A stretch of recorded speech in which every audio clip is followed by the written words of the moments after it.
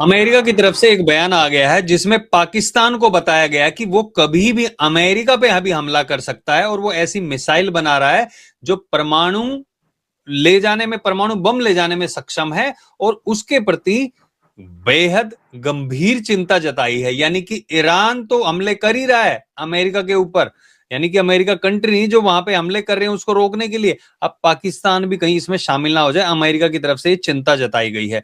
तो सूद सर इस बात पे चर्चा करने के लिए हमारे साथ जुड़े। सूद सर नमस्कार, आपका बहुत बहुत स्वागत है। नमस्कार, बहुत शुक्रिया आपका। सूद सर, क्या वो मामला है, कौन सी 4 कंट्रीज के नाम लिए गए हैं और अभी ये निकल के सामने क्यों आया है? देखिए, पहले मैं आपको बता दूं कि अमेरिका की स्टेटमेंट क्यों आई है। आपको याद होगा कि आसिम मुनीर गए थे यूएस के अंदर, डोनाल्ड ट्रंप के साथ मिले थे, उनकी गोदी में बैठ गए थे। उन्होंने कहा आपको हम मिनरल दे देंगे, आपको ये दे देंगे, आपको वो दे देंगे, क्योंकि पाकिस्तान पैसे के लिए कुछ भी कर सकता है। जब ईरान और इराक इजराइल का वार हुआ तो उस टाइम पे सऊदी ने पाकिस्तान से कहा हमारी मदद करो, लेकिन पाकिस्तान ने उनकी मदद नहीं की और पाकिस्तान चुपचाप हेल्प कर रहा था ईरान की। और क्योंकि पाकिस्तान का बॉर्डर लगता है ईरान के साथ और दूसरी तरफ पाकिस्तान का एक डिफेंस एग्रीमेंट है सऊदी के साथ, तो पाकिस्तान डबल गेम खेल रहा था।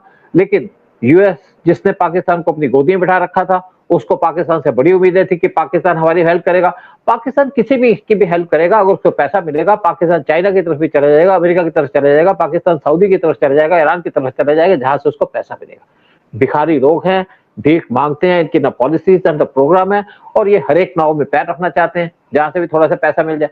तो पाकिस्तान इसी वजह से आज फंस गया। और जिस तरीके से आज यूएस की जो एक्सपर्ट है, जो अब नेशनल सिक्योरिटी के मेंबर भी हैं और साथ में तुलसी गबार्ड की बात कर रहा हूँ, जो उनकी इंटेलिजेंस की चीफ है, उन्होंने एक स्टेटमेंट दी है। उन्होंने कहा यूएस को 4 कंट्री से खतरा है, एक है रशिया, एक है चाइना, एक है नॉर्थ कोरिया, चौथा नाम लिया है पाकिस्तान का। ये कभी भी उन पर अटैक कर सकते हैं, क्योंकि पाकिस्तान बड़ी देर से कोशिश कर रहा था लॉन्ग रेंज मिसाइल बनाने की जो पहुंच सके यूरोप और अमेरिका के अंदर। अमेरिका ने उससे कहा कि आप मिसाइल मत बनाओ, क्योंकि आपकी इसकी रिक्वायरमेंट नहीं है, आप अपनी मिसाइलें वो बनाओ जो आप इंडिया के अंदर टारगेट कर सकते हो। लेकिन पाकिस्तान फिर भी चुपचाप काम कर रहा है और आज जो बड़ी मिसाइल वो बना रहा है उससे अमेरिका इस टाइम पे परेशान हो चुका है। और एक और रीजन है कि पाकिस्तान का डबल रोल या ट्रिपल रोल इस वार के अंदर।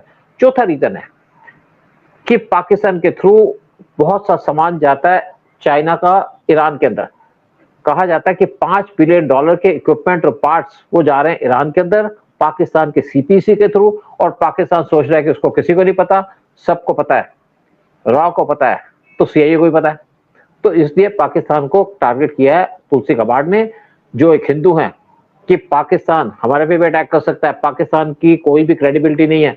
और इसी वजह से उन्होंने स्टेटमेंट दी है कि पाकिस्तान एक थ्रेट है। लेकिन इससे बड़ा इंपैक्ट पड़ने वाला है पाकिस्तान के ऊपर, यानी कि अब यूएस भी पाकिस्तान को टारगेट करेगा। और इसका पर्पस ये भी है कि वो इंडिया को एक मैसेज भेज रहे हैं कि आप हमारे दोस्त हैं, क्योंकि इंडिया ने कोई ऐसी हरकत नहीं की। इंडिया ने ईरान की हेल्प की है, उनको मेडिसिन दे रहा है। ईरान ने कहा हम आपके जहाजों को पास कर रहे हैं, लेकिन हमें मेडिसिन दो। मेडिसिन उनको भी दे रहे हैं, मेडिसिन में तालिबान को भी दी। जब कोविड का टाइम था तब हमने पूरे वर्ल्ड को कोविड की वैक्सीन भी दी, इससे इंडिया की इमेज भी बढ़ी। जब तालिबान को जरूरत थी अनाज की, मेडिसिन की, तो इंडिया ने उनको मेडिसिन और अनाज भी दिया। तभी आज तालिबान इंडिया को अप्रिशिएट करता है। लेकिन पाकिस्तान धोखा देता है, पीठ पे छुरा घोंपता है, जो आप समझ सकते हैं, जो समझ सकते हैं कि जो उसकी एक नेचर भी है और जो कुछ टाइप की नेचर है पीठ पे छुरा घोंपने की एक कम्युनिटी की, स्पेशली मैं मुस्लिम्स की बात करूंगा। उसी वजह से आज यूएस पाकिस्तान से नाराज हो गया। और तुलसी गबार्ड की स्टेटमेंट का मतलब है कि अब यूएस पाकिस्तान को टारगेट करेगा, पाकिस्तान के न्यूक्लियर वेपन्स जिसको यूएस ने बनाया वो उसी को अब हार्म करेगा। क्योंकि जब आपने बैकयार्ड पे किसी सांप को पालते हो तो सांप आपको काटेगा। ये बात की थी पाकिस्तान के प्रीवियस प्रेसिडेंट की वाइफ ने। तो आज पाकिस्तान फंस गया।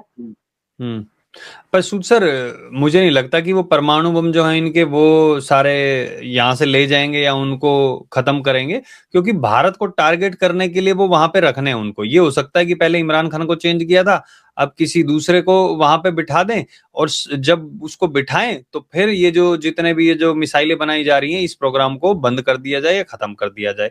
तो मुझे नहीं लगता कि ये परमाणु बम को कुछ ऐसे करेंगे। देखिए, आप जानते हैं क्या फितरत होती है सांप की? वो अपने लोगों को काटता है। पाकिस्तान ने बहुत से अपने सामान है जो न्यूक्लियर की चीजें थी वो तो इन्होंने नॉर्थ कोरिया को भी दी। और ये भी कहा जाता है कुछ ईरान को भी पास ऑन किए। तो पाकिस्तान कुछ भी कर सकता है। आप पाकिस्तान को पैसा दो। देखिए पाकिस्तान की हालत वो है जो एक तवायफ की होती है, पैसा दो और आपके साथ सो जाएगी। पाकिस्तान उस टाइप की कंट्री है, पाकिस्तान की क्रेडिबिलिटी नहीं है, पाकिस्तान कोई नेशन नहीं है, पाकिस्तान एक तवायफ है जो अपने आप को भी बेच देती है, अपने बच्चों को भी बेच देगी, अपने देश को बेच देगी।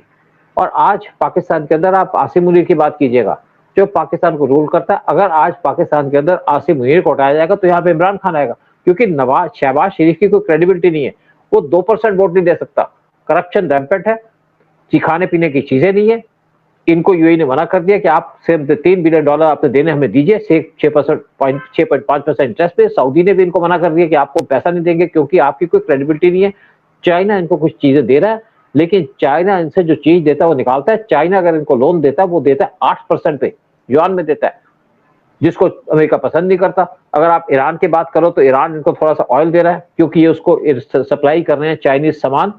कब तक ये चलता रहेगा? अमेरिका तो बर्दाश्त नहीं करेगा। आज अगर पाकिस्तान जिंदा बचा है तो पाकिस्तान का एक ही सपोर्टर है, वो है यूएस। जो आपको याद होगा जो ऑपरेशन सिंदूर हुआ तो उस टाइम पे ट्रंप को सबसे ज्यादा चिंता हुई थी कि पाकिस्तान के जो एयरपोर्ट्स है उन पे अटैक कर दिया गया और इसीलिए यूएस को चिंता थी। लेकिन आज पाकिस्तान की क्रेडिबिलिटी खत्म हो चुकी है। यूएस के पास बहुत सी ऑप्शन है, अगर पाकिस्तान नहीं तो बलूचिस्तान अलग कर देंगे, बलूचिस्तान को बेच दे देगा, इंडिया को भी इससे परेशानी नहीं होगी। तो आज पाकिस्तान की यही हालत है और मुझे लगता है इसी इश्यू पे डिस्कस करने के लिए जो यूएस के एम्बेसडर है दिल्ली के अंदर, उन्होंने एनएसए अजीत डोवाल से मीटिंग की है।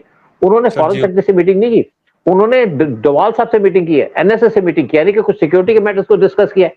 और यही पर्पज है कि यही इशू को डिस्कस किया होगा कि आप जाओ पाकिस्तान पे अटैक करो या हम भी देखें पाकिस्तान को डिस्ट्रॉय करें, क्योंकि यूएस की सिक्योरिटी उनके लिए सबसे ज्यादा इंपॉर्टेंट है, प्राइम है।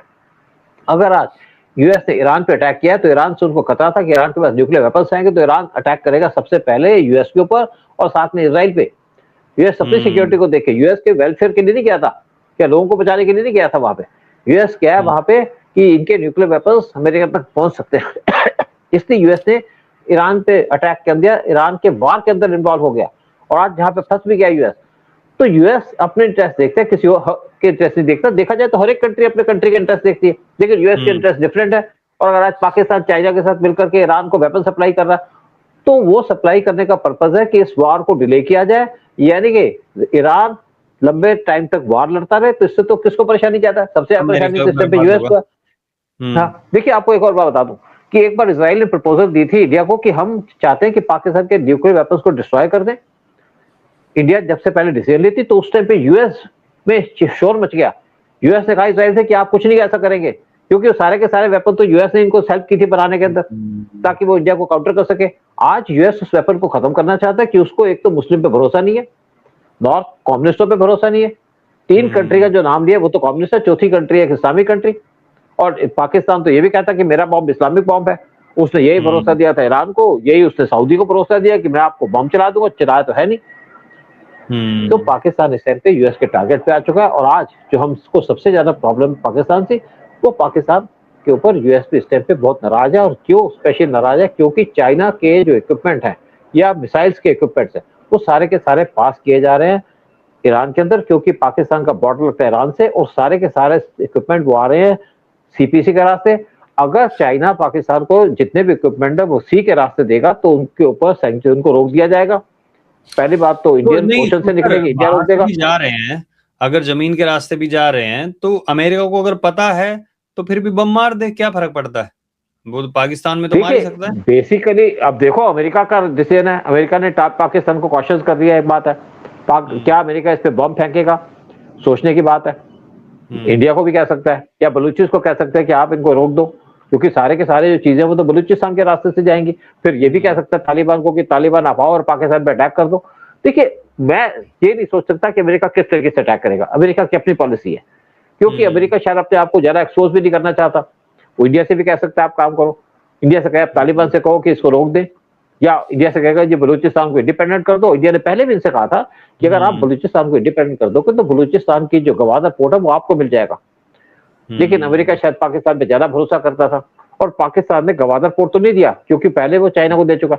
लेकिन एक साथ का पोर्ट है जो इनसे 40 किलोमीटर दूर है, वो दे दिया था यूएस को कि आप ले लो और आ जाओ, यहाँ पे आप मिनरल्स निकालो। लेकिन अब सिचुएशन लगता है चेंज हो गई है, क्योंकि जिस तरीके से अमेरिका फंस चुका है ईरान और इजराइल के वार के अंदर, तो एक रास्ता ढूंढ रहा है बाहर आने का। और अगर उस वार को डिले किया जाता है चाइना के द्वारा, तो चाइना को तो कुछ बिगाड़ नहीं सकता, लेकिन वो पाकिस्तान को तो बिगाड़ सकता है जो उसके वार को डिले कर रहा। इस तरह यूएस को समझ में आ गया कि पाकिस्तान भरोसे वाली कंट्री नहीं है, हमें बेवकूफ बना रही है, हमें धोखा दे रही है। तो मुझे लगता है कि इस टाइम पे यूएस बहुत बड़ा एक्शन लेने वाला है पाकिस्तान के खिलाफ। और स्पेशली इस चीज पे मैं आपको कहूंगा कि जो तुलसी कबाड़ की स्टेटमेंट, दूसरा उनके जो एम्बेसडर है वो हमारे फॉरेन मिनिस्टर से नहीं मिले, वो फॉरेन सेक्रेटरी से नहीं मिले, उन्होंने जो मीटिंग की है वो की है एनएसए के साथ, यानी कि सिक्योरिटी के इश्यू पे बात की गई है। तो इस पे मुझे पूरा विश्वास है कि ये इसी इश्यू पे बात की गई है कि जिस तरीके से पाकिस्तान इस वार को डिले कर रहा है, जिस तरीके से चाइना इस वार के अंदर इन्वॉल्व है, कि इंडिया एक्शन ले।